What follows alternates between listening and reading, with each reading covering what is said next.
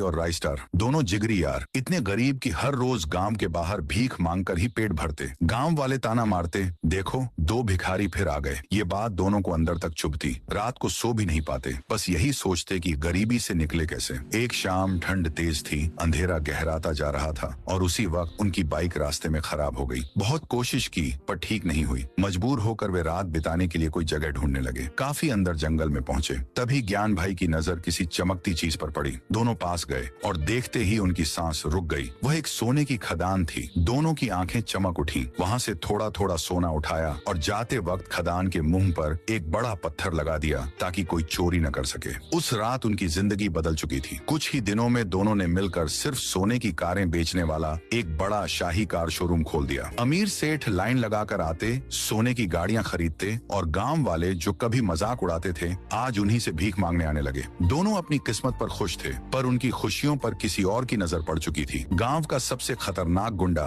बबलू सेठ, जिसका शौक था बेवजह लोगों को मारना, डराना। एक दिन बबलू ने संयोग से ज्ञान भाई और राइस्टार को खदान से सोना ले जाते देख लिया। उस दिन से वह रोज उस जगह पहुंचता, लेकिन खदान का मुंह नहीं ढूंढ पाता था। आखिर उसने एक चाल चली। एक दिन राइस्टार सोने की कार तैयार कर रहा था कि अचानक सोना खत्म हो गया। वह जल्दी से ज्ञान भाई के पास गया। ज्ञान, सोना खत्म हो गया, तू खदान से ले आ जल्दी। ज्ञान भाई गाड़ी लेकर निकल पड़ा। उसे नहीं पता था कि बबलू सेठ उसके पीछे पीछे आ रहा है। खदान के पास पहुंचकर ज्ञान भाई पत्थर के सामने खड़ा हुआ और बोला, खुल जा वरना राइस्टार आ जाएगा। और जैसे जादू से पत्थर हट गया। बबलू सेठ ने सब देख लिया। उसकी आंखों में लालच भर गया। इधर राइस्टार बड़ा परेशान, ये ज्ञान इतना लेट क्यों हो रहा है। आखिर वह खुद खदान पहुंचा। अंदर जाकर राइस्टार का दिल बैठ गया। ज्ञान भाई बेहोश पड़ा था। राइस्टार उसे गोद में उठाकर बोला, ज्ञान किसने किया ये। ज्ञान भाई ने टूटे शब्दों में कहा, मैं सोना बाहर गाड़ी में रख रहा था, अचानक बबलू पीछे से आया, मुझे मारकर बेहोश कर दिया और सारा खजाना लूट कर ले गया। राइस्टार की आंखों में आग जल उठी। उसने ज्ञान भाई को गले लगाकर कहा, तू हॉस्पिटल जा